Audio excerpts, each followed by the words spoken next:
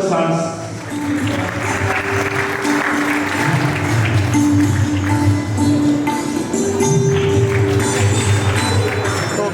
विमान निगम का भी सार्वजनिक पुष्पगुच्छ के साथ हार्दिक स्वागत करें।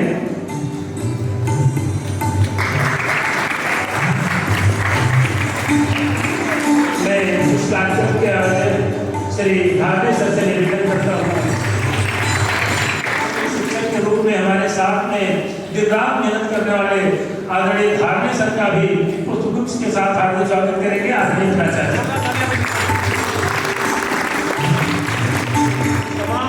गतिविधियां संचालित होती हैं हमारे युवा प्रतिनिधि के रूप में हमारे विद्यालय, हमारे बाहर के नौदे में बैठे हुए प्राचार्य, हमारे कमिश्नर, हमारे असिस्टेंट कमिश्नर आपको देख पा रहे हैं। तालियों से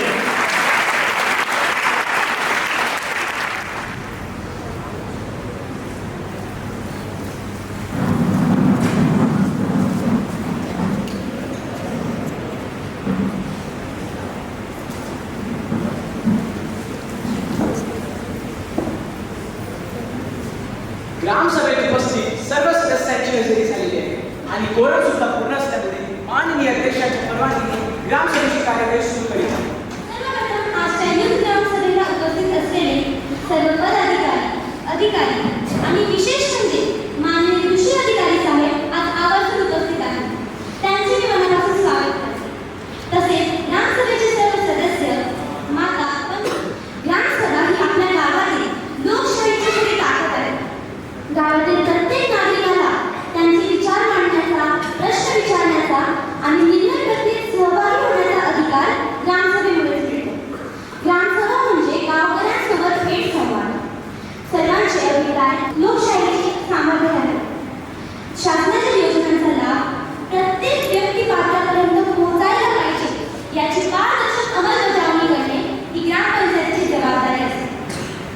रस्ते, पाणी पुरवठा, वीज वापर कसा झाला, कोणती कामे पूर्ण झाली आणि कोणती प्रलंबित आहेत, या सर्व गोष्टींवर लक्ष देणे ही ग्रामपंचायतीची जबाबदारी असते। यामुळे पारदर्शकता आणि जबाबदारी टिकून राहते। तर आजच्या ग्रामसभेची सुरुवात आपण सर्व महाराष्ट्र गीताने करू। कृपया सर्वांनी उभे राहा।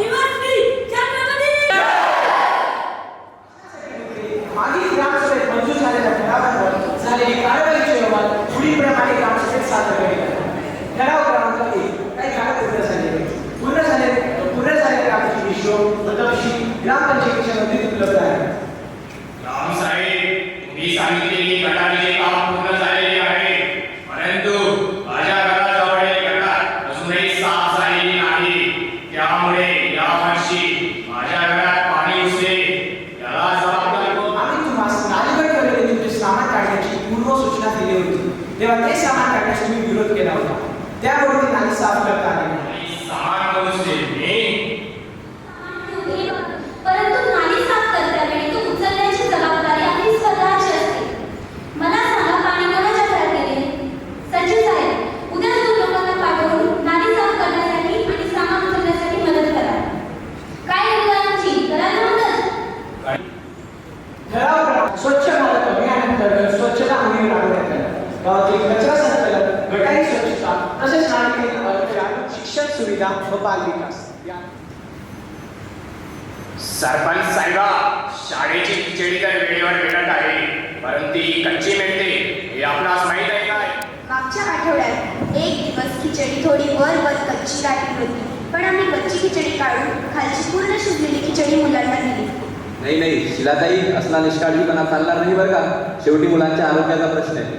यापुढे असे होणार नाही. विविध शासकीय योजनांचा लाभ नागरिकांना मिळावा म्हणून अर्ज प्रक्रिया पूर्ण करण्यात आली.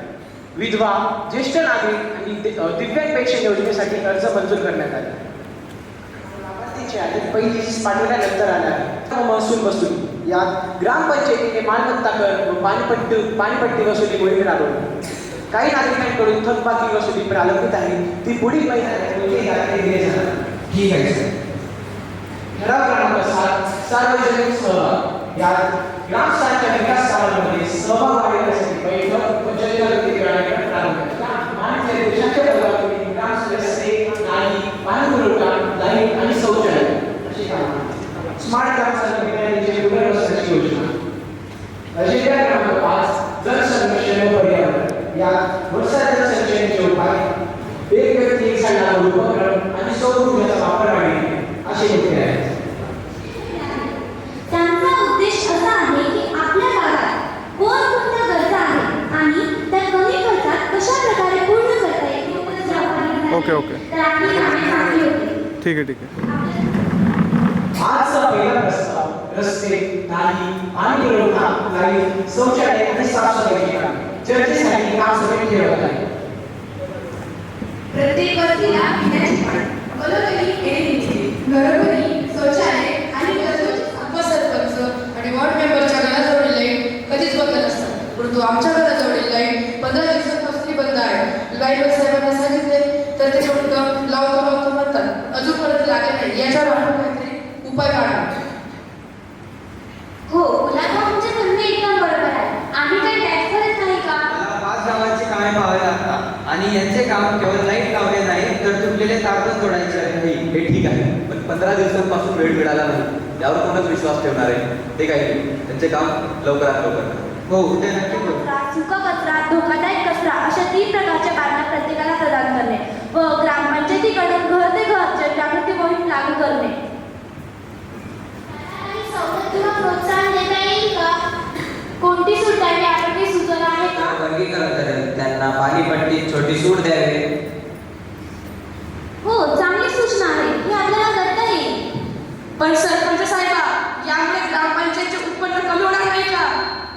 अहो माळगावची तुमची शंका अगदी बरोबर आहे, पण आपण आपल्या अजेंड्यात कंपोस्ट खत निर्मिती हा विषय घेतलेला आहे. त्यामुळे आपल्याला जे काही नुकसान होईल ते आपण कंपोस्टच्या विक्रीमध्ये भरून काढू शकतो. एका दिवसाचे जे काम होते ते पूर्ण झालेले आहे व ती नाली पुढे नाल्याला जोडल्यास रस्त्यावर जे पाणी थांबते ते सरळ नाल्यात जाईल. त्यासाठी माझी ग्रामसभेस विनंती आहे की त्यांनी बांधकामास मंजुरी द्या.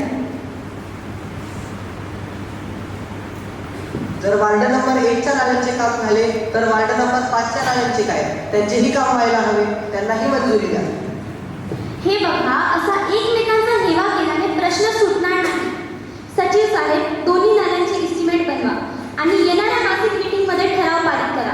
आपण दोन्ही वॉर्डांना न्याय देऊ. हो मॅडम. तसाच आजचा दुसरा प्रस्ताव आहे स्मार्ट ग्राम ही संकल्पना राबवण्याची. नेमकं काय हे थोडं स्पष्ट सांगाल का? बघा, स्मार्ट ग्राम म्हणजे फक्त संगणक नव्हे, तर प्रत्येक गावात ई सेवा केंद्र, डिजिटल ग्रामपंचायत आणि सायबर जनजागृती असणे म्हणजे स्मार्ट ग्राम. यात लोकांना त्यांचे 7/12, आधार, जन्ममृत्यू दाखले आणि वीज बिल घर बसल्या मिळतील. यामुळे सर्वांचा पैसा आणि वेळ दोघेही वाचेल. 7/12 आधार, वीज बिल, जन्ममृत्यू दाखला काढण्यासाठी तालुक्याला जावे लागते. यात आमचा पैसा वेळ जातो. त्यासाठी तुम्ही गावाला ई सेवा केंद्र फोन वक्ती सुरू कराल ते शक्य आहे का? झालं तर उत्तमच. सरपंच मॅडम, मी काही सुचव देऊ का? हो बेटा, बोल. मी कम्प्युटरच्या माझ्याकडे कम्प्युटरच नाही आहे, तर त्यासाठी काही मदत मिळेल का? सुचविता येईल का? सरपंच साहेबा, मी काय म्हणते, आमचा बचत गट आहे. जर निघाली तयार असेल तर आमच्या गटाकडून कर्ज देऊ शकतो की? हो, मी कर्ज घेण्यासाठी तयार आहे. सरपंच साहेब, पण माझ्या मनात एक प्रश्न आहे की ई सेवा की ई सेवाचे केंद्र चे दुकान कुठे राहणार? एक रूम खाली आहे. सध्या वा, म्हणजे जागेचा प्रश्न सुद्धा मिटला. परंतु यासाठी अजून एक गोष्ट महत्त्वाची आहे, ती म्हणजे ई सेवा केंद्र सुरू करण्यासाठी प्रांत साहेबांची परवानगी. पण तुम्ही काही काळजी करू नका, आम्ही एक ठराव पारित करू आणि प्रांत साहेबांची परवानगी घेऊ. याची जबाबदारी आमची. तर बघितलं का मंडळी, आपल्या सर्वांच्या सहभागाने एका स्वरोजगाराची निर्मिती होत आहे. हीच तर आपल्या गावाची खरी ताकद आहे. तसेच आपल्या ग्रामपंचायतीचे बरेचसे डिजिटलीकरण झालेले आहे. त्यात अजून एक सुविधांची भर घालावी, जसे नागरिकांना ऑनलाईन अर्ज व तक्रारी करता येणे, शासनाच्या विविध योजनांची माहिती देणे. तर बोला, आपला गाव. या सुविधांसाठी आम्ही डाटा ऑपरेटरच्या सहकार्याने काम सुरू केले आहे. लवकरच या सुविधा नागरिकांना उपलब्ध सुद्धा होतील. यानंतर पुढील प्रस्ताव आहे महिला व युवक सक्षमीकरण कार्यक्रम. महिलांच्या स्वावलंबनासाठी महिला बचत गट प्रशिक्षण कार्यक्रम व तसेच युवकांसाठी रोजगार मार्गदर्शन या विषयावर चर्चा करावी. हस्तकला, अगरबत्ती, पेपर किंवा कापडी पिशव्या बनवणे. हो, हे चांगले उपक्रम आहे. यासाठी शासनाकडून काही योजना आणि सोबतच प्रशिक्षणाची सोय सुद्धा आहे. पण हे आम्हाला कसं जमेल जी? तुम्ही काही चिंता करू नका. आपण ग्रामपंचायतद्वारा गावातच जिल्हा उद्योग विभागाकडून एका प्रशिक्षणाचे आयोजन करू. त्यात तुमचे सर्व प्रश्नांची रोजगार उद्योजकता मार्गदर्शन शिबिराचे आयोजन करू. तर बोला, एकच काम, एकच स्वप्न.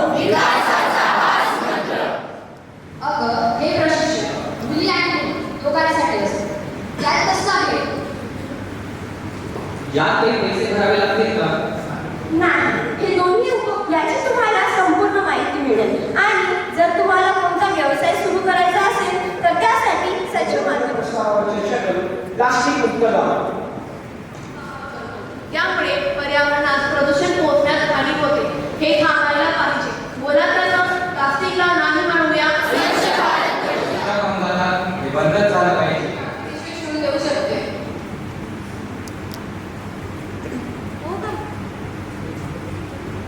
हो गं माझी ताई, खरोखरच खूप छान अभ्यास करत आहेस तू.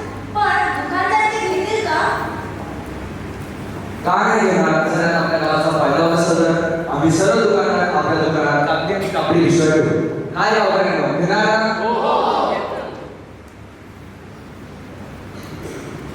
पण प्रत्येक घरी कसं शक्य होणार आहे? आपण कचरा वर्गीकरणाची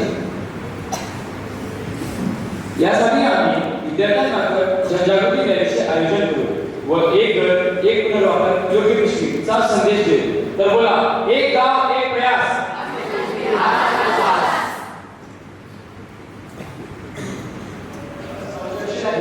मोबाईलचा अनावश्यक वापर कमी करणे. कागदपत्राची काळी आली आहे. बरोबर बोलतोस म्हणजे ना, आमच्या घराचे लहान लहान काठी मोबाईल सोडतच नाही. हो, बरोबर बोलता तुम्ही काका. आजकाल युवक, लहान मुले व महिला यांचा मोबाईलची स्क्रीन वाढत जात आहे. वयस्क लोकांमध्ये मोबाईलमुळे वेळ व ऊर्जा दोघेही वाया जात आहे. शाळेतील विद्यार्थ्यांचे अभ्यासातून दुर्लक्ष होत आहे. शेती, रोजगार व बांधकाम यावर सुद्धा परिणाम होत आहे.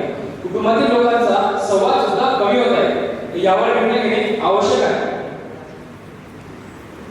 यासाठी आपण गावात जनजागृती कार्यक्रम राबवू शकतो. जसे गावात साप्ताहिक जनजागृती मोहीम आयोजित करणे, आरोग्य कर्मचारी व विद्यार्थ्यांच्या माध्यमातून स्क्रीन टाइमचे दुष्परिणाम समजावणे व शाळेत विद्यार्थ्यांसाठी मोबाईलचा योग्य वापर या कार्यशाळेचे आयोजन करणे. नियम व मर्यादा घालणे, जसे घराघरात निश्चित वेळेतच मोबाईल वापरण्याचे ठरवावे. रात्री 9 नंतर मोबाईल बंद ठेवावा. कुटुंबात जेवणाच्या वेळी, अभ्यासाच्या वेळी मोबाईल बंद ठेवावा. असे काही नियम व मर्यादा लागू करून आपण मोबाईल वापरात कमी आणू शकतो. माझ्या मते केवळ जनजागृतीने किंवा मर्यादा घालण्याने हे होणार नाही. मुलांचा स्क्रीन टाइम कमी करण्यासाठी आपल्याला त्यांना पर्यायी उपक्रम उपलब्ध करून द्यावे लागतील. त्यासाठी आपण पुढीलपैकी काही करू शकतो. मुलांना क्रीडा, वाचन, चित्रकला आणि सांस्कृतिक कार्यक्रम उपलब्ध करून देणे. शाळा, अंगणवाडी परिसरात मोबाईल वापरास मर्यादा घालणे व युवा मंडळांद्वारे एक दिवस मोबाईल मुक्त किंवा 1 तास पुस्तकांसोबत अशा मोहिमा राबवणे. तर बोला, स्क्रीन टाइम कमी करा. शिकवू शकते. यामुळे मुले मोबाईल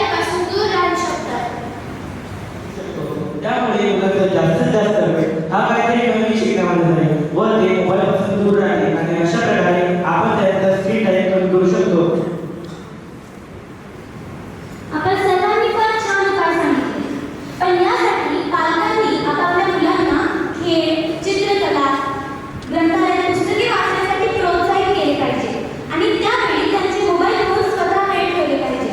यामुळे आपण नक्कीच सुदृढ भारत, सशक्त भारताकडे वाटचाल करू. यानंतर कृषी विकास आणि रोजगाराशी संबंधित विषय चर्चेला गेले. यात कृषी व घरातील अवशेषांपासून कंपोस्ट खताची निर्मिती करून सेंद्रिय शेतीला प्रोत्साहन देण्याची योजना आहे. सर्वप्रथम आपण कृषी व प्रकृती अवशेषांचे व्यवस्थापन करावे, जसे शेतातील अवशेष जसे धानाचे पेंढे, ऊसाचे टोक व पिकांचे अवशेष, तसेच घरगुती नुकसान जसे मातीची सुपीकता कमी होणे, हवेचे प्रदूषण आणि आरोग्यावर सुपीकता वाढते, पाण्याची धारणक्षमता सुधारते, रासायनिक खतांद्वारे अवलंबित्व कमी होऊन खर्चात वाचते, पिकांची गुणवत्ता व उत्पादन वाढण्यास मदत. तर बोला, शेतीत सेंद्रियता.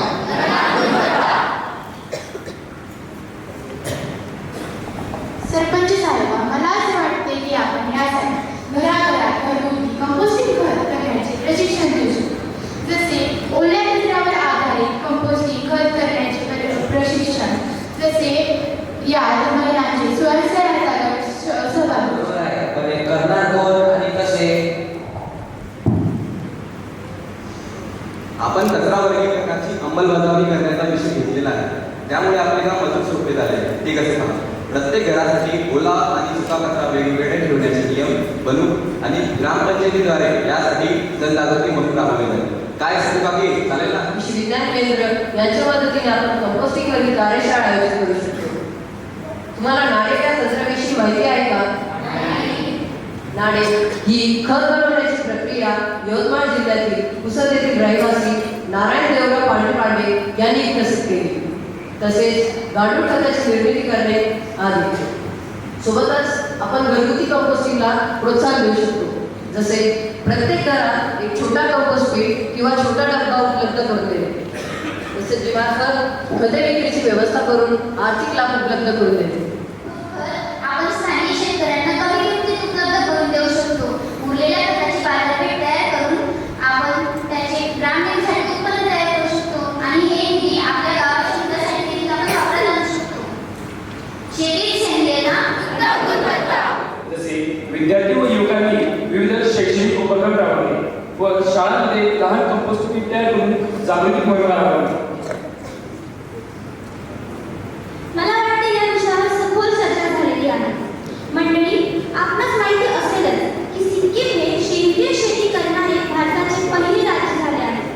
या शेतमालाला मागणी अधिक असून यासाठी लागणारा कच्चा माल आपल्याकडे उपलब्ध आहे आणि कच्चा माल देणाऱ्या नागरिकास योग्य तो मोबदलाही देऊ शकतो. या शेतमालाच्या उपयोगाने आपण आपल्या आर्थिक परिस्थितीत सुधार करू शकतो आणि यासाठी आपण सरकारकडून काही अनुदान घेऊ शकतो. त्या व्यतिरिक्त ग्रामपंचायतीच्या फंडमधून काही तरतूद करता येईल.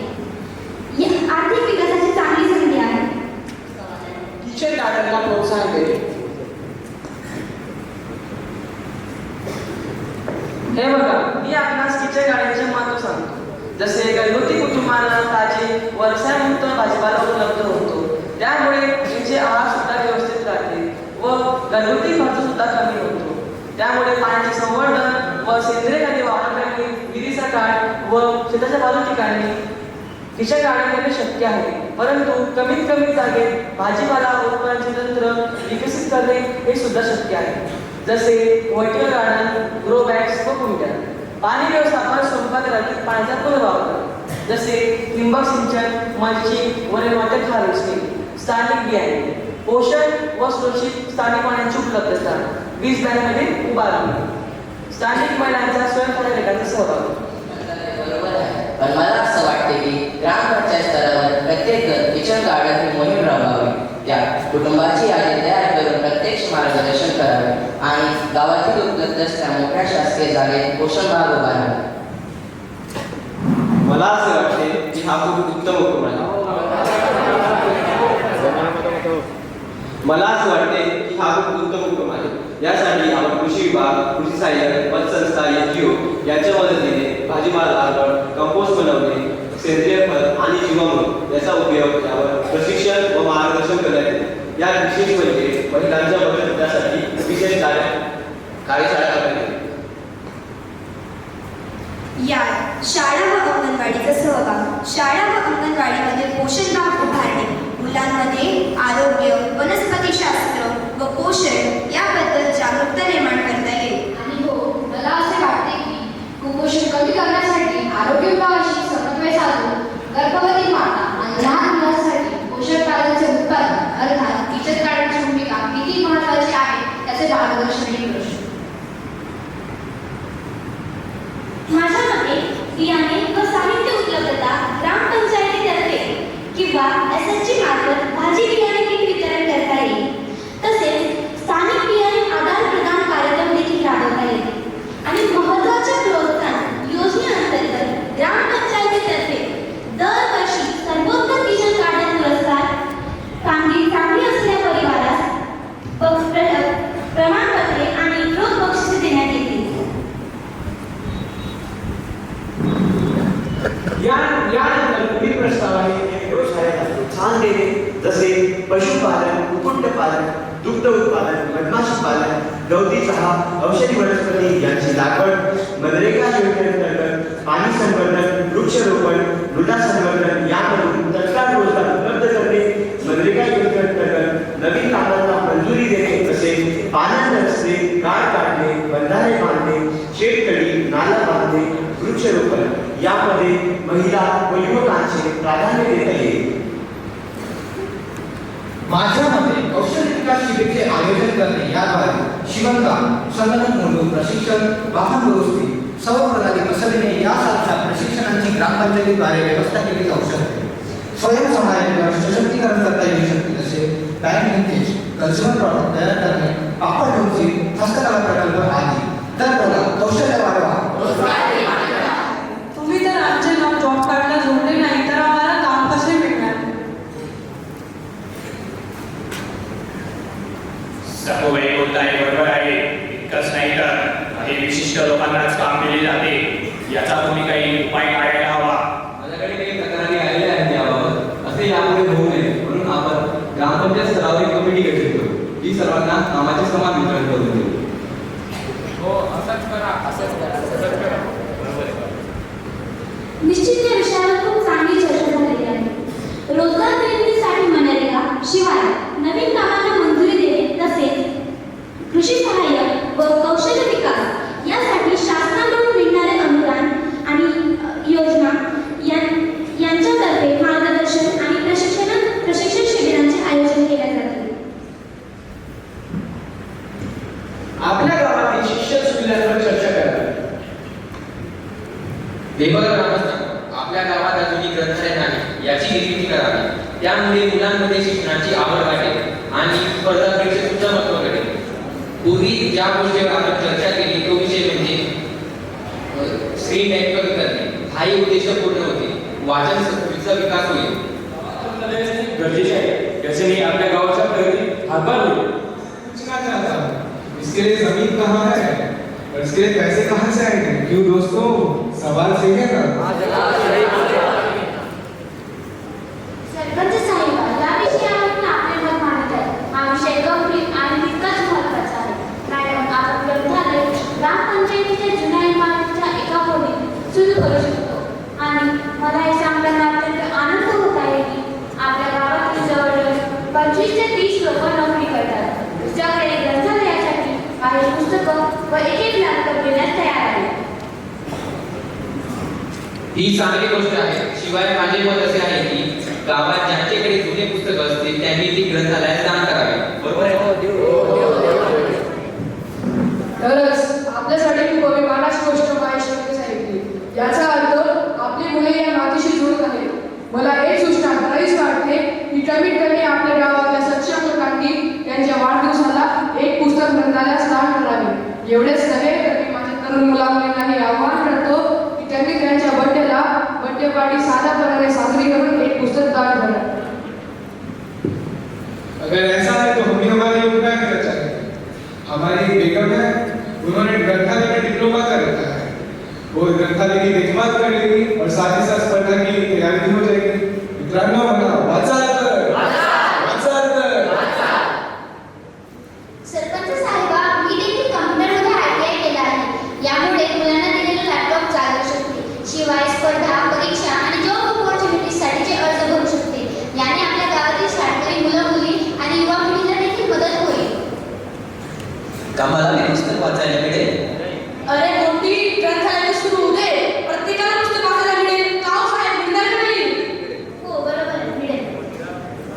सरपंच साहेबा जे 2 होतकरू मूल सेवा देत आहेत त्यांना काही मानधन देण्यात यावे, यासाठी काही नाममात्र शुल्क आकारावे असे मला वाटते. याचा मला खूप आनंद झाला. निश्चितच आपण आपल्या गावात ग्रंथालय सुरू करीत आहोत.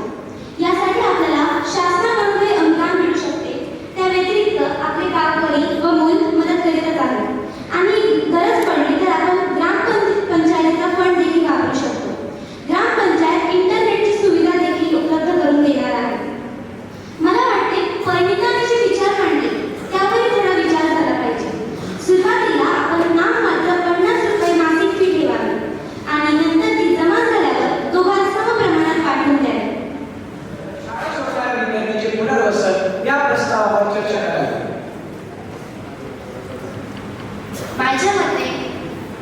माझ्या मते ग्रामपंचायतीच्या हद्दीत काही विद्यार्थी विविध कारणांमुळे शाळा सोडतात.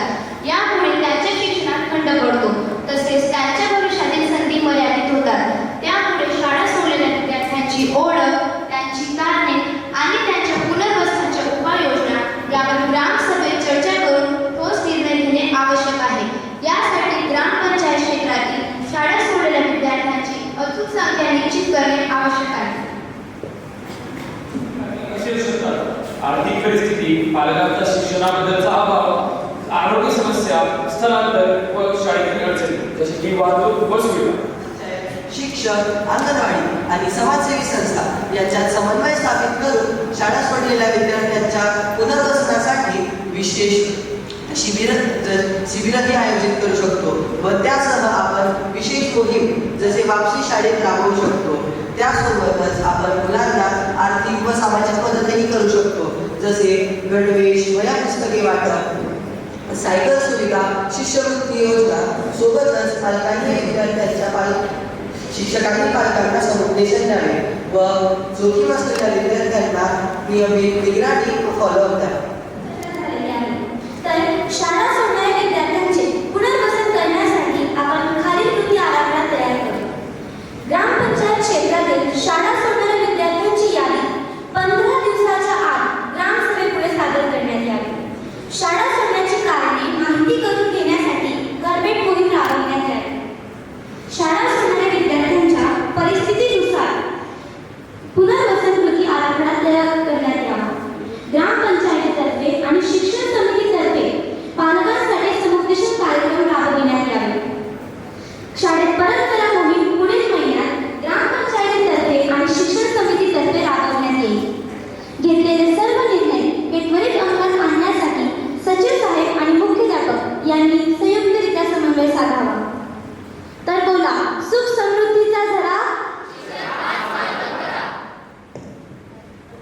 या प्रस्तावानंतर पर्यावरण व जलसंचयन या प्रस्तावावर चर्चा करावी.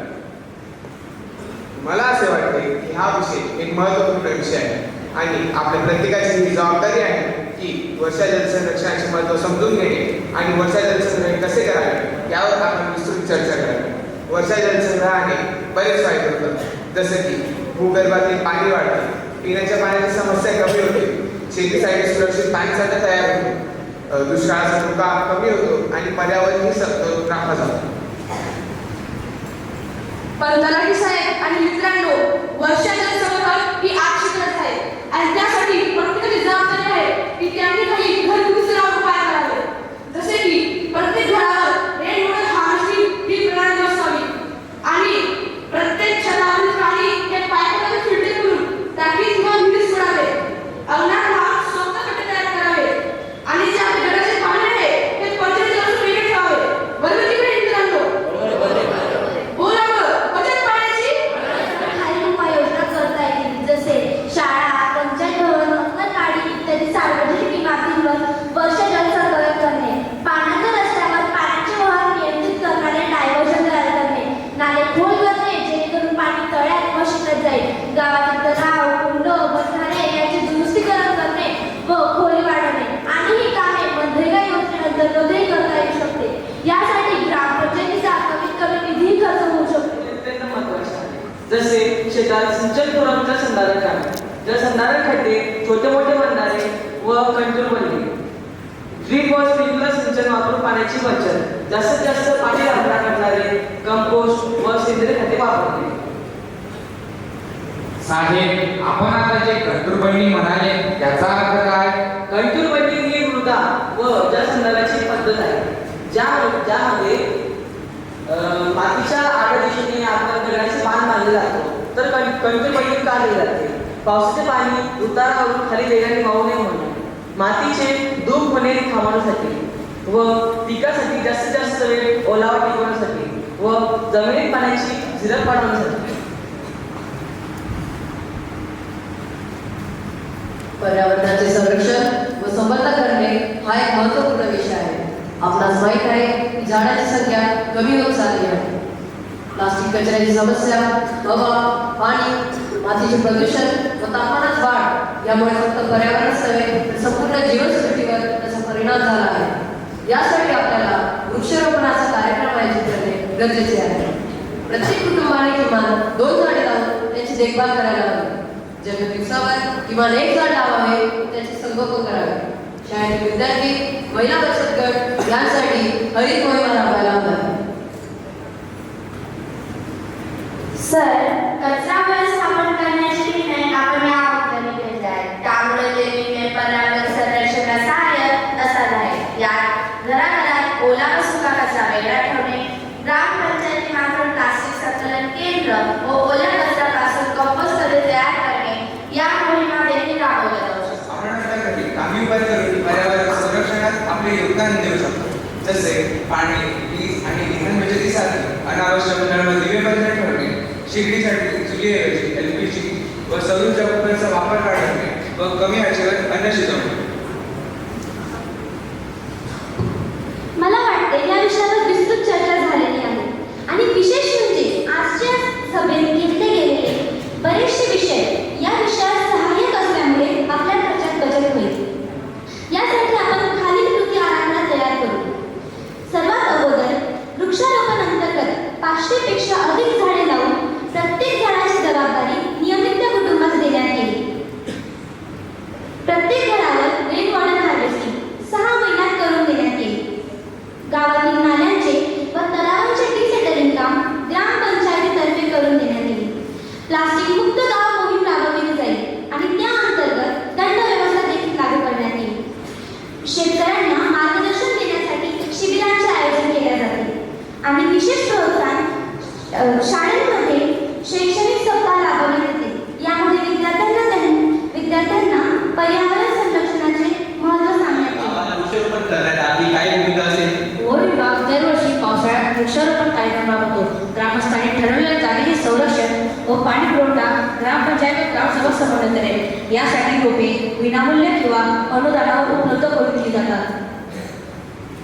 साहेब, वन्य प्राण्यांमुळे पिकांचे नुकसान होते, त्यासाठी काय उपाय व काही भरपाई दिली जाते का? अधिकृतपणे नुकसान पंचनाम्यानुसार नोंदवले जाते. शासनाच्या भरपाई योजनेनुसार शेतकऱ्यांना आर्थिक मदत दिली जाते. प्रतिबंधासाठी ढोल नगारे, सोलार फेन्सिंग, फटाके इतर उपाय सुचवले जातात. साहेब, मला डोंगराने जखमी केले होते. मी सर्व कागदपत्र दिले तरी अजूनही पैसे मिळाले नाही. साहेब, पैसे मिळतील की नाही? हो, तुमची केस डिव्हिजनला पाठवली आहे. ती प्रोसेसमध्ये आहे.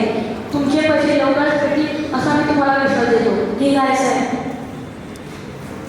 वन विकास निधी CSR कामगार ती कोणकोणती आहे? होय, जलसंवर्धन, तलाव दुरुस्ती, बंधारे, रोपवाटिका, वन रस्ते यासाठी वन विभाग मार्गदर्शन करतो. प्रकल्प ग्रामसभेच्या मंजुरीनंतर राबवले जातात. वनामध्ये आग लागल्यामुळे वनाचे खूप नुकसान झाले. यावरची तुम्ही काही उपाय केलेले आहेत का? वन विभागाने अग्निदिशा, आपत्ती यंत्रणा, अग्निबंधारे, पथके व जनजागृती कार्यक्रम चालू ठेवले आहेत. ग्रामस्थांनी उन्हाळ्यात झाडफूड टाळावी व आग लागल्यास ग्रामपातळीवरील आग प्रतिबंधक समितीला माहिती द्यावी. हो, चांगली उपाय आहे. सुश्री निवेदिता यांच्याकडून एक अर्ज प्राप्त झाले आहे. त्यांचे म्हणणे आहे की मुलींना आत्मरक्षण प्रशिक्षण द्यावे. हा विषय माननीय अध्यक्षांच्या परवानगीने ग्रामसभेत चर्चेस घ्यावा. तर या विषयाबाबत ग्रामसभेने कृपया आपले मत मांडावे. मुलीला कायले पाहिजे रक्षण, शिक्षणाचे प्रशिक्षण, लग्नाआधी त्याचे रक्षण मायबाप करते आणि लग्नानंतर नवरा करते. मग काय चर्चा पाहिजे?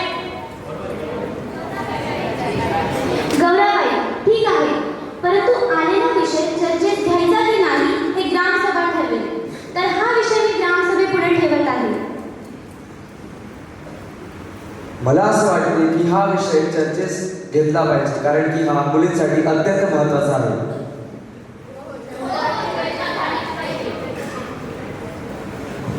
तर बहुमताने हा निर्णय चर्चेस घ्यावा असा कौल दिला असल्यामुळे हा विषय मी ग्रामसभेपुढे ठेवत आहे.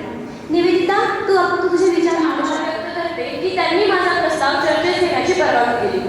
मी ग्रामसभेचा अधिक वेळ न घेता मुलींना आत्मरक्षण प्रशिक्षण का द्यावे यावर प्रकाश टाकते. आजच्या युगात मुलींना आत्मरक्षण प्रशिक्षण देणे हे फार गरजेचे झाले आहे.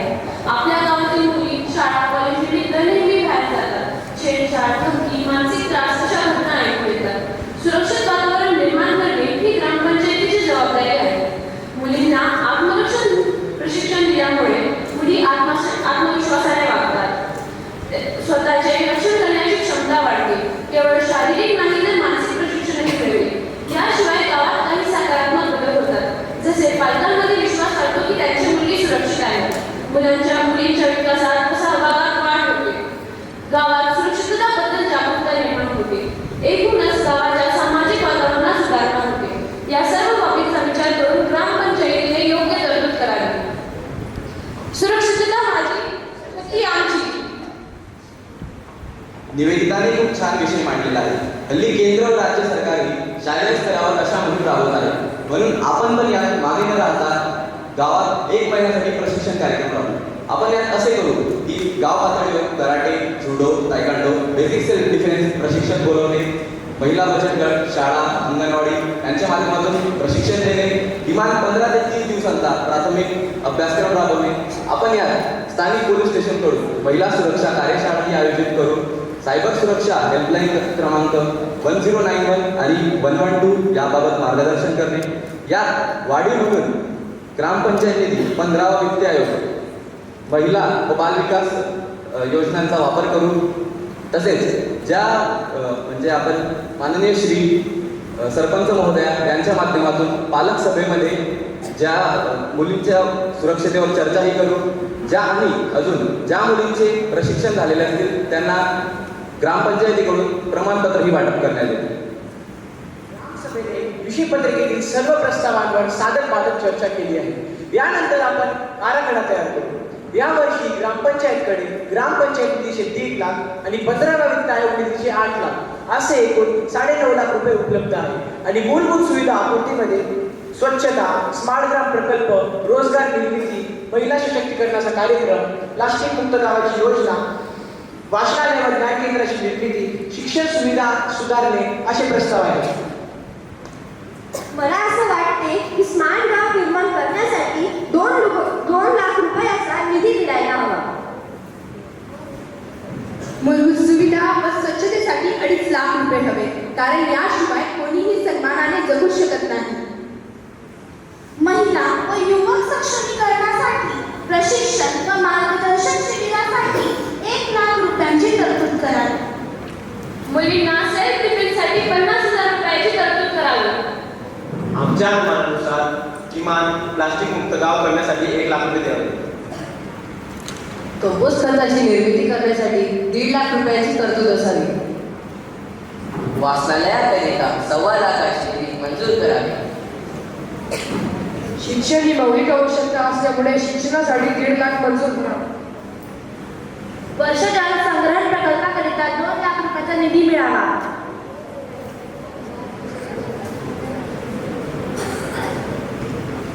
तर आता आपण गरजेनुसार आणि उपलब्ध असलेल्या निधीचा समन्वय साधून निष्पक्षपणे निधीचा वितरण करू.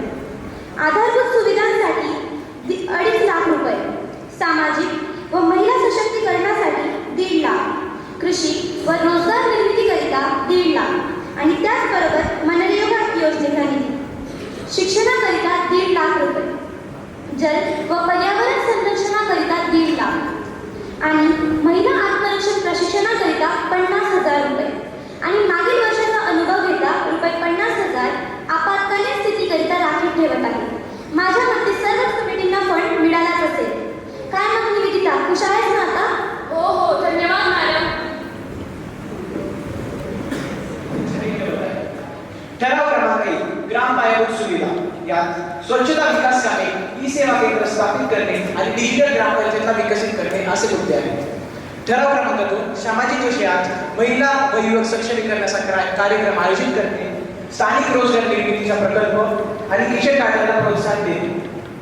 ठराव क्रमांक 3 कृषी विकास आणि रोजगार आणि शाळा सोडणाऱ्या विद्यार्थ्यांचे पुनर्वसन. ठराव क्रमांक 4 मध्ये शिक्षण सुविधा यात ग्रामीण वाचनालय व ज्ञान केंद्र स्थापित करणे आणि शाळा सोडणाऱ्या विद्यार्थ्यांचे पुनर्वसन. ठराव क्रमांक 5 याच्यात वर्षाजल संचयन व पर्यावरण संचयन, एक व्यक्ती एक झाड लागवड उपक्रम आणि सौर ऊर्जेचा वापर वाढविणे. आणि 6वा व अंतिम ठराव महिला आत्मरक्षणाचे प्रशिक्षण आयोजित करणे. हे सर्व असे एकूण 6 ठराव ग्रामसभेपुढे मंजुरीसाठी ठेवत आहेत. सचिव साहेबांनी वाचलेले सर्व ठराव मी सूचक या नात्याने ग्रामसभेपुढे मांडण्याची सूचना करतो.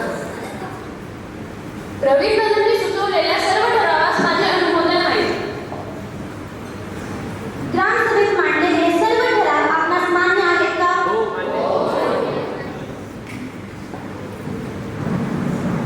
सर्व असे एकूण 6 ठराव ग्रामसभेने मंजूर केलेले आहेत. माननीय अध्यक्षांच्या परवानगीने सभेची चर्चा समाप्त करीत आहोत. पुढील सभेत याचा आढावा नक्की घेतला जाईल. ग्रामसभा मंडळी, आपला सेंद्रिय खत निर्मिती हा प्रकल्प योजना घेतल्याबद्दल धन्यवाद. वाचनालय निर्मिती आमचे स्वप्न होते. धन्यवाद मॅडम. ग्रामसभेचे आदरणीय ग्रामस्थ बांधव आणि भगिनींनो, सर्व सदस्य, पदाधिकारी आणि उपस्थित मान्यवर, सर्वप्रथम आजच्या सभेत आपण सर्व आपल्या मौल्यवान वेळात उपस्थित राहिले याबद्दल मी आपले मनपूर्वक धन्यवाद मानते. त्याचबरोबर कृषी अधिकारी साहेब पूर्ण वेळ उपस्थित राहिले याबद्दल मी त्यांचे विशेष आभार मानते. ग्रामसभा ही आपल्या गावातील लोकशाहीची खरी ताकद आहे. गावातील आपण सर्वांनी एकत्रितपणे विचार विमर्श केला, सूचना मांडल्या आणि आपल्या गावाच्या प्रगतीसाठी निर्णय घेतले. हीच तर खरी लोकसहभागाची भावना आहे. आपण आज रस्ते, पाणी पुरवठा, स्वच्छता, आरोग्य, शिक्षण, महिला बाल कल्याण, महिला सशक्तीकरण, युवा वर्गाचे प्रश्न, शेतकऱ्यांच्या अडचणी अशा विविध विकास कामांबाबत महत्त्वाची चर्चा केली आणि आजच्या सभेत आपण सर्वांमध्ये बरेचसे महत्त्वाचे निर्णय घेतले. यामुळे आपल्या गावाच्या प्रगतीला नक्कीच चालना मिळेल. मी आपणास विश्वास देते की आजच्या सभेत घेतले गेलेले सर्व निर्णय पारदर्शकपणे आणि वेळेत पूर्ण करून देण्यासाठी ग्रामपंचायतीतर्फे पूर्ण प्रयत्न केले जातील. प्रत्येक निर्णय हा जनतेसाठी आणि जनतेच्या सहभागातून या तत्वावरच राबवण्यात येईल. गावाची प्रगती ही केवळ शासनाची किंवा ग्रामपंचायतीची जबाबदारी नसून प्रत्येक घरची, प्रत्येक नागरिकाची जबाबदारी आहे. यासाठी आपण आपल्या गावाला सुसंस्कृत, प्रगत, स्वच्छ आणि आत्मनिर्भर बनवायचे आहे. शेवटी पुन्हा एकदा मी आपल्या सर्वांच्या सक्रिय सहभागाबद्दल आपले आभार मानते आणि मला विश्वास आहे की येणाऱ्या काळातही आपण सर्व अशाच एक दिलाने काम करू आणि एकत्रितपणे आपल्या गावाला पुढे नेण्यास प्रयत्न करू. जय हिंद, जय भारत. आपला गाव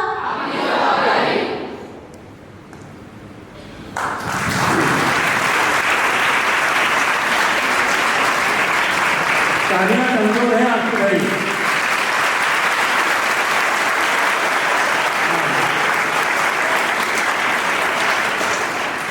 द्वारा जो आदर्श युवा ग्राम सभा का परिदृश्य प्रस्तुत किया गया, जिसमें ग्राम सभा स्तर पर समग्र विकास, अंत्योदय पालन, शिक्षा, स्वास्थ्य, कृषि, रोजगार, पर्यावरण, जल संरक्षण, वन संरक्षण, नारी सुरक्षा आदि विषयों पर ग्राम सभा स्तर पर बहुत गंभीरता के साथ हमारे विद्यार्थियों ने चर्चा की है. निश्चित तौर पर ये साधुवाद और बधाई के पात्र हैं. एक बार पुनः जोरदार तालियों से उनका स्वागत करें.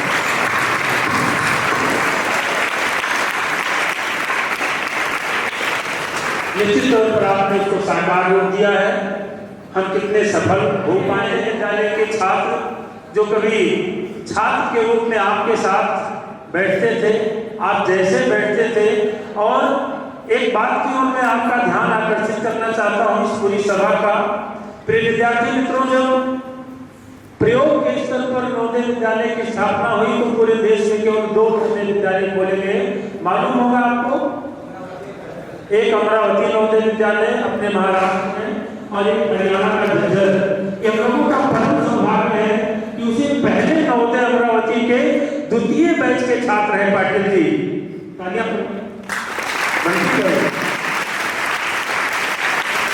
अमरावती नवोदय जो कि प्रयोग घंटा के रूप में खोला गया और आज लगभग 650 नवोदय विद्यालय पूरे देश में और वहां से पास आउट बच्चे देश विदेश में सेवा दे रहे हैं। ये हम लोगों के लिए बहुत ही गौरव की बात है। मैं समय की मर्यादा को ध्यान में रखते हुए हमारे ही नवोदय के छात्र जो कि LIC शाखा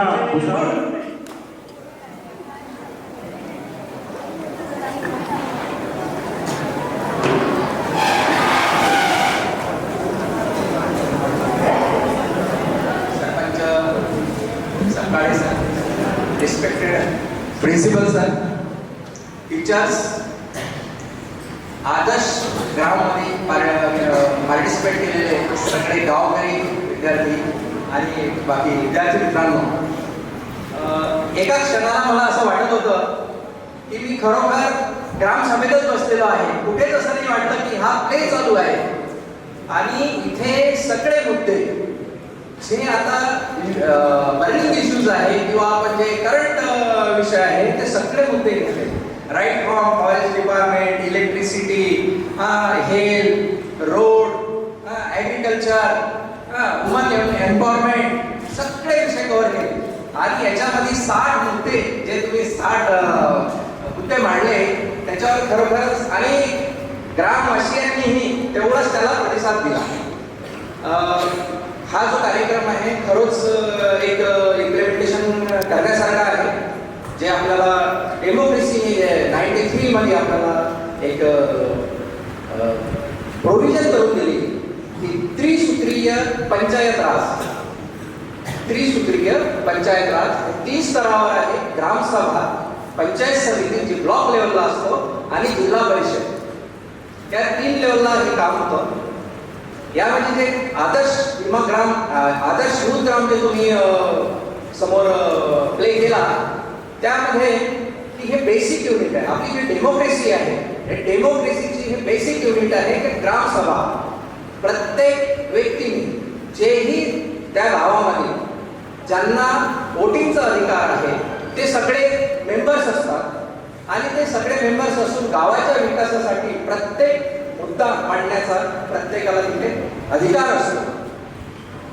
युवा पिढीने यामध्ये पार्टिसिपेट का करावे तर ते असे की जसं आपण मेजर होतो, आपल्याला अधिकार मिळतो वोटिंगचा, तर गावांमध्ये ज्या फॅसिलिटीज पाहिजे, जे अवेअरनेस पाहिजे, गव्हर्नमेंटच्या किती स्कीम्स आहे, गावाचा विकास कसा होईल हे आपल्याला माहीत पाहिजे. त्याच्यासाठी आपल्याला एज्युकेट व्हावं लागेल, शिकावं लागेल. आपण शिकल्यानंतर जेव्हा की आपल्यासाठी हे अधिकार आहे नागरिक म्हणून, आपल्या बरोबर बाकीच्यांनाही एज्युकेट करावं लागेल. बाकीच्याला एज्युकेट केल्यानंतर की आपल्या गावासाठी काय फॅसिलिटी पाहिजे ते आपण मुद्दे मांडायला पाहिजे. जसे नुसार ज्या गव्हर्नमेंटच्या स्कीम्स आहेत त्या इम्प्लिमेंटेशन होणं, दोन गोष्टी नक्की पॅरलल चालते मित्रांनो. जेव्हा आपल्याला एखादा अधिकार मिळतो, जसं ग्रामसभेचा अधिकार मेजर झाल्यानंतर हे होतो, एखादी फॅसिलिटी मिळते, अधिकार मिळते, त्याच्याबरोबर अधिकारासोबतच आपली रिस्पॉन्सिबिलिटी पॅरलल असते. जर मला अधिकार आहे तर माझं कर्तव्य सुद्धा आहे. जर मला अधिकार हे सगळ्या गोष्टींना मिळतंय, गावासाठी मी काय करू शकतो, तर माझी रिस्पॉन्सिबिलिटी आहे की मी ह्या गावासाठी पुढे जाऊन तालुक्यासाठी, जिल्ह्यासाठी, देशासाठी मी काहीतरी करू शकतो. हा बेसिक युनिट पासून आपल्याला हे शिकवलं जाते. जसे जेव्हाही तुम्ही इथून सुट्टीवर गावाला जाल तर आपल्या गावामध्ये काय चालू आहे, कोणते कोणते मुद्दे आहेत, त्याचं काय प्लॅनिंग झालेलं आहे, त्याचं इम्प्लिमेंटेशन होते की नाही हे तुम्हाला प्रत्येकाला आपापल्या गावामध्ये कळेल. खरोखरच आम्ही हे बघताना सर असं लक्षात आलं की एवढा ॲक्युरेट होता की खरंच मला तर असं वाटलं की मी माझ्या गावामध्ये बसलोय आणि एक मॉडेल जे म्हणतो ना, आणि कधी टाइम खतम झाला आणि नंतर कळतंय अरे आपण नाही, आपण प्ले बघत आहे. तर थँक्यू व्हेरी मच. निमंत्रित करने के लिए LIC ऑफिस जब गए तो सर ने कहा सर मुझे नवोदय आने में बहुत अच्छा लगता है, ये नवोदय का प्रेम है.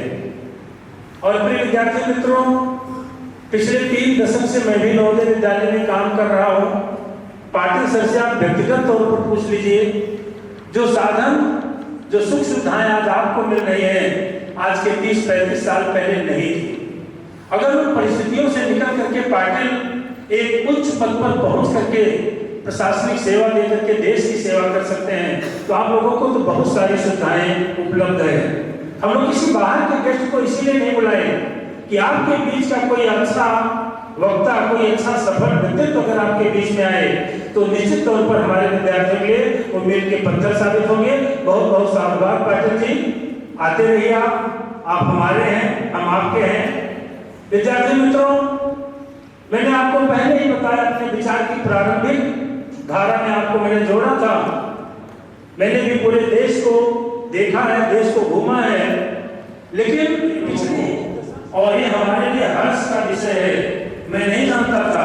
मुझे 5 साल इस विद्यालय में आए हुए हो रहे हैं, लेकिन मुझे आज इतनी खुशी हो रही है कि हमारे ग्राम सभा, जिस ग्राम सभा में हमारा विद्यालय है, उस ग्राम सभा के जो सरपंच हैं, जो प्रथम नागरिक हैं, वो एमएससी केमिस्ट्री है, उच्च शिक्षित है। सर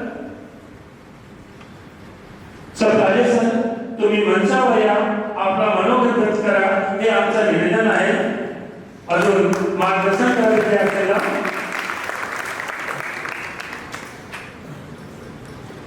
सर्वात आधी मी दादे सरांचे धन्यवाद व्यक्त करतो आणि जी समोरची कमिटी बसलेली आहे पूर्ण, त्यांचं मी पुनश्च एक वेळा अभिनंदन करतो की त्यांनी जो अभिनय आणि जो त्यांनी ऍक्टिव्हिटी केलेली आहे ते एकदम छान प्रकारे केलेली आहे। त्या कारणाने त्यांना सर्वांनी एक वेळा क्लॅप करून त्यांचं अभिनंदन करावं।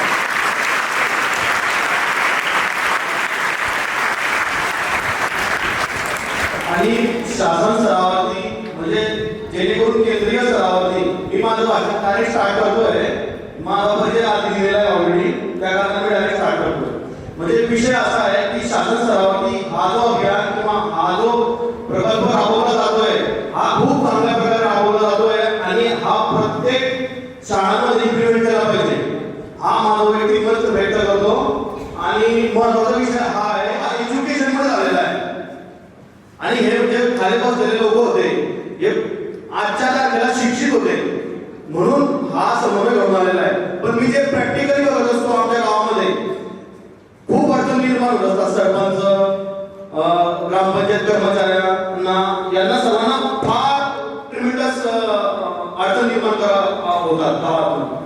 मुळात म्हणजे गावात म्हणजे पहिला जर बघितलं गेलं तर एज्युकेशन हा मस्ट मुद्दा आहे।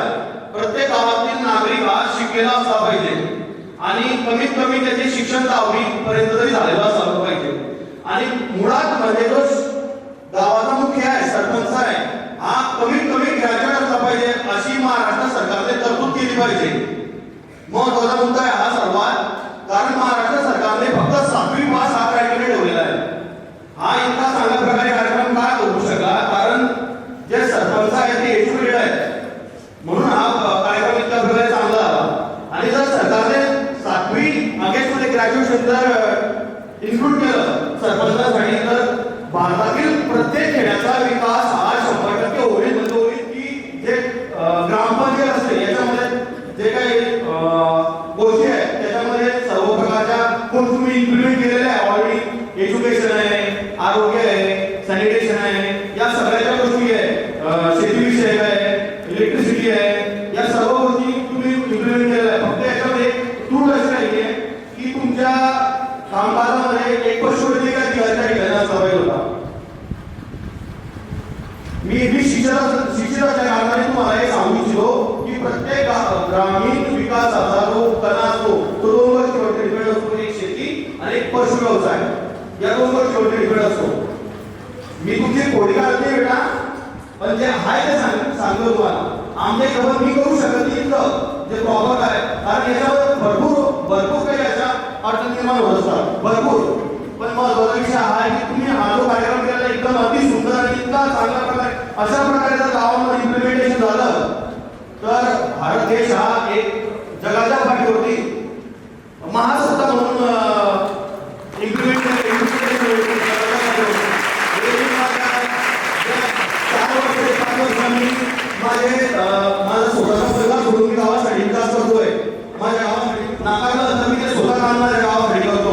सकाळी 3 वाजेला उठतो, रात्री 10-11 वाजेपर्यंत त्यांना सेवा देत असतो. पण हे करत असताना फार काही अडचणी निर्माण होतात. तर यासाठी शासनाने कमीत कमी 12वी पास मेंबर लोकांसाठी क्रायटेरिया ठेवला पाहिजे आणि ग्रॅज्युएशन सर्वांसाठी ठेवला पाहिजे. आणि याच्यामध्ये सर्व गावांचा विकास होण्यासाठी महत्त्वाचा मुद्दा म्हणजे सचिव असतो. प्रत्येक ग्रामपंचायतीचा जो सचिव असतो हा महत्त्वाचा असतो. आणि तुमच्या ग्रामसभेमध्ये तुमच्या सचिवाने एकदम चांगल्या प्रकारे इम्प्लिमेंटेशन केलेलं आहे आणि त्यांनी गावकऱ्यांना पण सांभाळलेलं आहे. त्यासाठी एक महत्त्वाचा पुन्हा एक वेळा क्लॅपिंग झालं पाहिजे.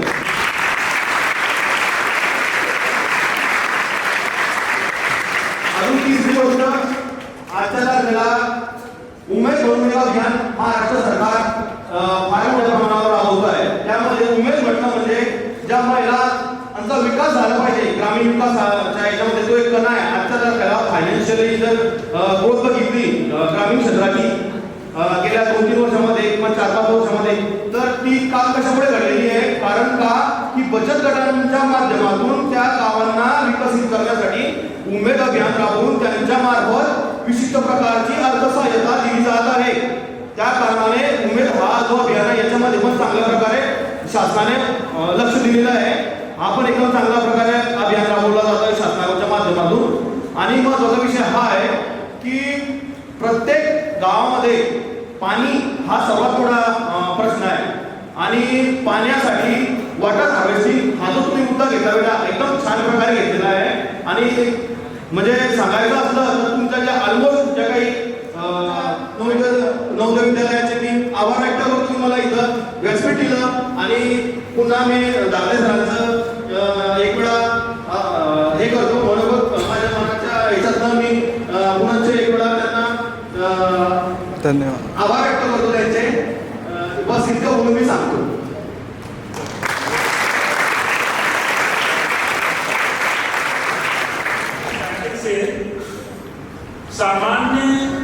बड़े सामान्य और सरल रूप में हम लोगों के बीच में आ गए.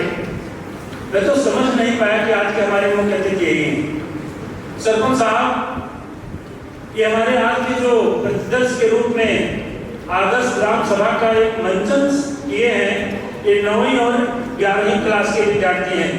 सरपंच की मुख्य भूमिका में बैठी हमारी बिटिया 9th क्लास की विद्यार्थी है. सचिव की भूमिका में जो लड़का है वो 9वीं चेहरे जो हैं ये अगर 9वीं और 11वीं क्लास के होकर के इतना अच्छा कर सकते हैं तो हमारा असली सरपंच तो एमएससी है. चलिए हो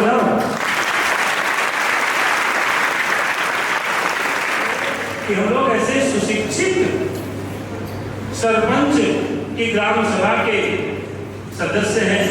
उनके संरक्षण में विनोदय विद्यालय उनकी ग्राम सभा में है. आपका स्नेह बना रहे इसके लिए आपको बहुत बहुत साधुवाद. और मैं अध्यक्ष भाषण के लिए डॉक्टर खंडारे सर को आभार देता हूँ. कृपया आए और अपने मनोगत से हम लोगों को लाभान्वित करें. आदरणीय Khandare sir.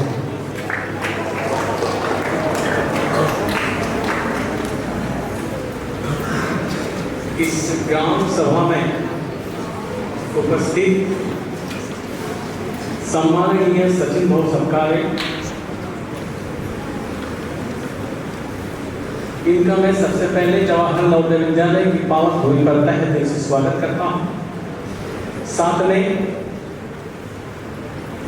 Bhusawal LIC branch के ब्रांच मैनेजर और हमारे छात्र दीपक पाटिल जी का भी मैं स्वागत करता हूँ. और ज्यादा वक्त न लेते हुए केवल एक ही बात को दोहराना चाहता हूं कि अगर इस प्रकार की ग्राम सभा सही मायने में यदि देहात में होती है या गांव में होती है तो निश्चित रूप से हमारा जो भारत देश है, हमारा जो भारतवर्ष जो है वो विकसित हो सकता है. प्यारे छात्रों, सभी को शायद पता है, नहीं पता. देखिए, तांडा से वाड़ी बनती है, वाड़ी से गांव बनता है. जब एक से ज्यादा गांव जब इकट्ठा होते हैं तो तालुका बनता है. जब कुछ 9-10 तालुका इकट्ठा आते हैं तो जिला बनता है. कुछ जिला जब इकट्ठा आ जाते हैं तो विभाग बनता है. और कुछ विभाग जब इकट्ठा आ जाते हैं तो वो राज्य बनता है. कहने का मतलब ये होता है कि जो सुदृढ़, विकसित, मजबूत, जब हम पेड़ की बात करते हैं तो वो राज्य होता है। कौन सा ऐसा पेड़ है, चाहे वो पेड़ किसी भी प्रकार की आपत्ति आ जाए,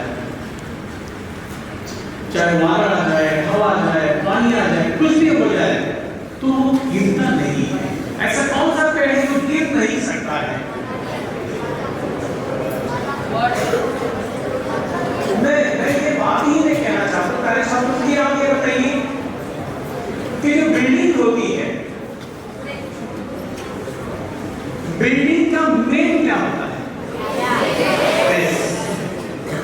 ढांचा। इसी प्रकार के से अगर पेड़ की रूट से भी मजबूत है तो वो पेड़ ज्यादा टिकेगा, वो जल्दी से नीचे नहीं गिरेगा।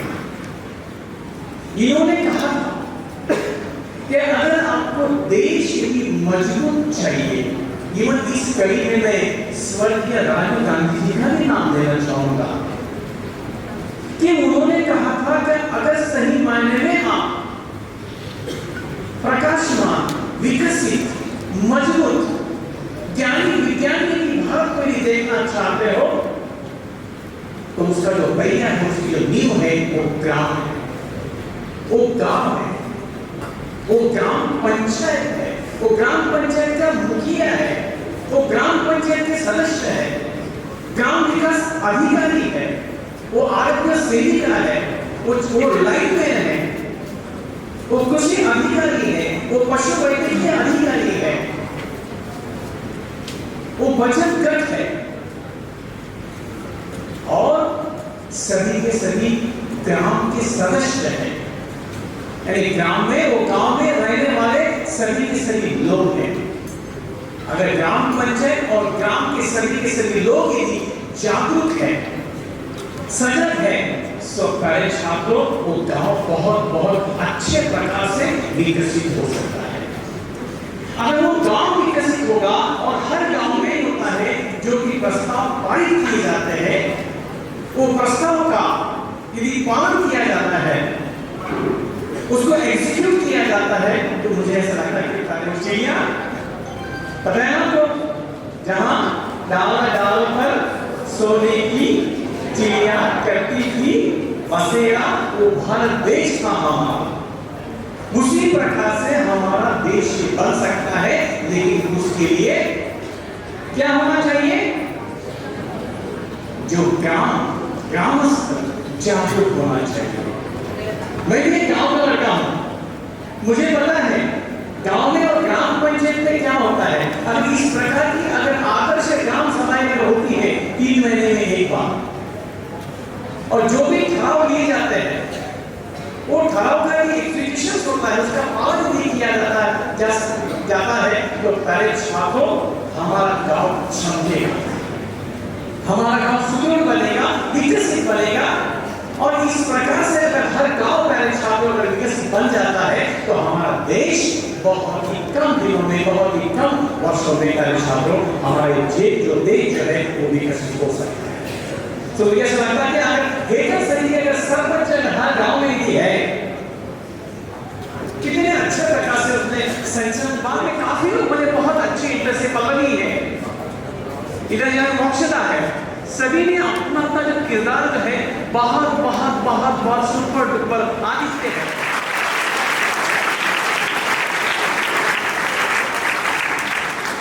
और जिस प्रकार से हमारे सरपंच साहब जो है सचिन भाऊ सबकाले जी, जिस प्रकार से वो सुशिक्षित है, एजुकेटेड है, उन्होंने सही मायने में कहा है कि भाई आजकल योजनाएं तो आती है, लेकिन उसे निभाना कैसे है, लोगों से काम कैसे करवा लेना है, कि उसके लिए रूल्स रेगुलेशन होना बहुत पता होना बहुत जरूरी होता है। अदरवाइज सरपंच जो अगर अंगूठा छाप है, अगर वो चौथी पांचवी अगर सातवीं पढ़ने वाला है, अभी उनको रूल्स रेगुलेशन का ज्ञान नहीं है कि वो कैसे रेगुलेशन करेगा, किस प्रकार से उसका वीडियो के ऊपर, तहसीलदार के ऊपर, इवन जिलाधिकारी के ऊपर भी और सीओ के ऊपर भी इंप्रेशन कैसे गिरेगा।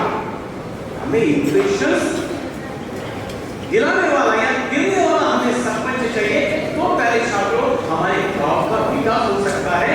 इसीलिए उन्होंने सही कहा है, जो सुझाव है वो सही है, लेकिन फिर से वही बात आती है कि जो संविधान में कुछ बातें करके रखी है डॉक्टर भीमराव जी आंबेडकर ने, उनका सोच बहुत बड़ा, उनको लगा कि अगर भाई जो माइनॉरिटी वाले जो लोग हैं, आदिवासी अनुसूचित जाति वाले जो लोग हैं, अगर वो नहीं पढ़ पाते हैं तो क्या वो इस देश का जनप्रतिनिधि नहीं बन पाएगा?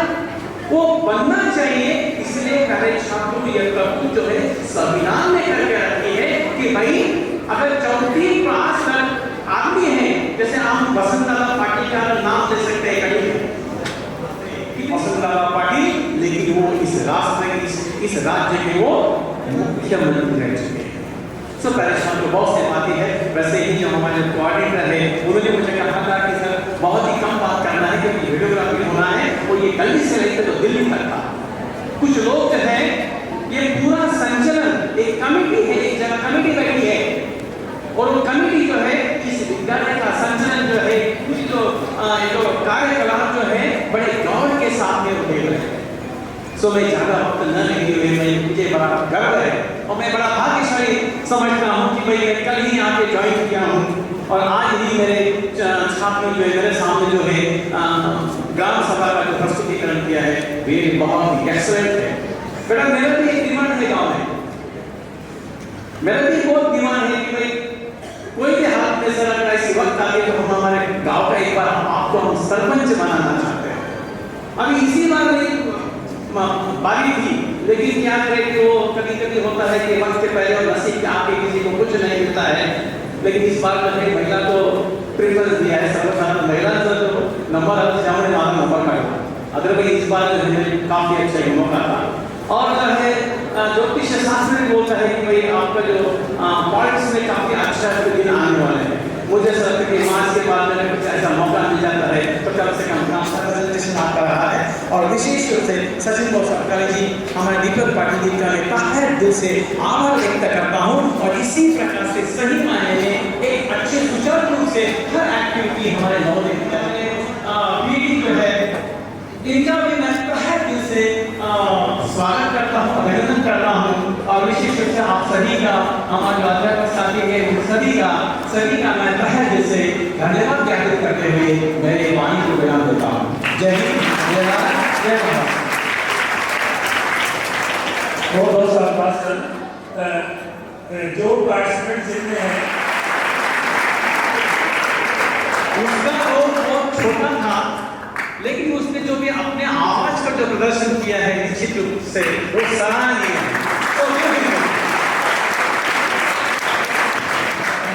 और आज का जो कार्यक्रम हुआ है उसका मूल्यांकन है, कुछ प्राइज है, और सर धन्यवाद ज्ञापन के साथ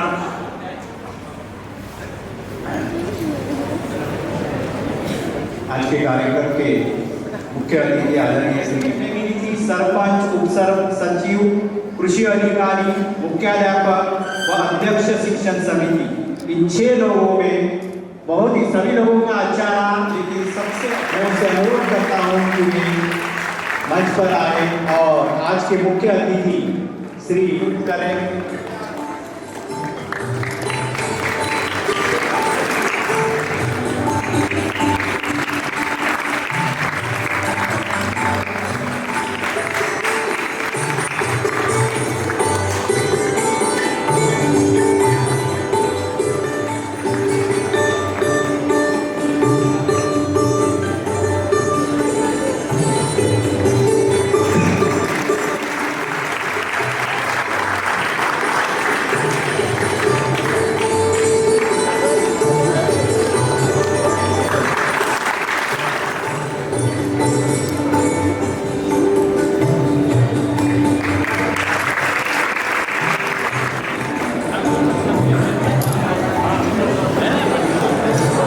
भाई आप साइड से आइए, आगे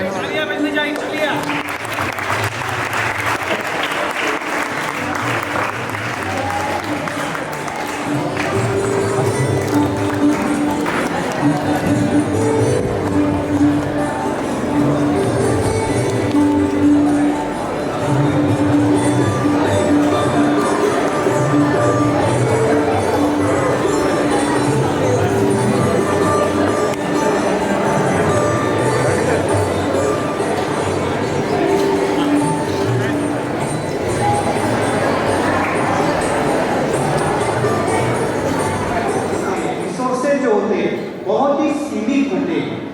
तो सीमित संसाधनों में किस प्रकार के गांव के लिए विकास योजना बनाना है, ये ग्राम सभा से हमें सीखना है। और सबसे महत्वपूर्ण बात, ग्राम सभा ही एक ऐसी प्रत्यक्ष लोकतंत्र की पाठशाला है। देश के विकास के लिए निर्णय प्रक्रिया में भागीदारी करते हैं और विकास के निर्णय में वो भागीदार करते हैं। ये सबसे महत्वपूर्ण बात है। अगर जैसे पहले भी कहा वक्ताओं ने कि अगर सरपंच उप सरपंच गांव के लोगों में गांव का विकास कर सकते हैं और आज सरकार की ओर से कई सारी योजनाओं के लिए विशेष आर्थिक सहायता दी जाती है, उसका अगर पूरा उपयोग करते हैं तो निश्चित रूप से इस देश को हम लोग अपने गांव को पूर्णतः आत्मनिर्भर कर सकते हैं। जो महात्मा गांधी जी का सपना था और जो 1947 तक हम हमारे देश को बनाने जा रहे आत्मनिर्भर भारत विकसित भारत, उस स्लोगन को पूरा करने के लिए ये स्कूल लेवल पर इस प्रकार के कार्यक्रम का आयोजन किया गया है। तो आज के इस कार्यक्रम में आपको यही समझना है, अभी समय हो चुका है। फिर से एक बार मैं इस कार्यक्रम के लिए जितने भी हमारे सभी शिक्षक साथी हैं, जिनका इस कार्यक्रम को सफल बनाने के लिए प्रत्यक्ष एवं अप्रत्यक्ष सहयोग मिला है, उनके प्रति मैं तहे दिल से उनका आभार व्यक्त करता हूँ और आदरणीय अध्यक्ष महोदय, प्राचार्य महोदय से अनुमति से यह कार्यक्रम यहीं पर समाप्त हुआ है ऐसा घोषित करता हूँ। सभी पार्टिसिपेंट स्टूडेंट्स यही रहेंगे और बाकी सारे जो बच्चे हैं डेढ़ बज चुके हैं, आप अपने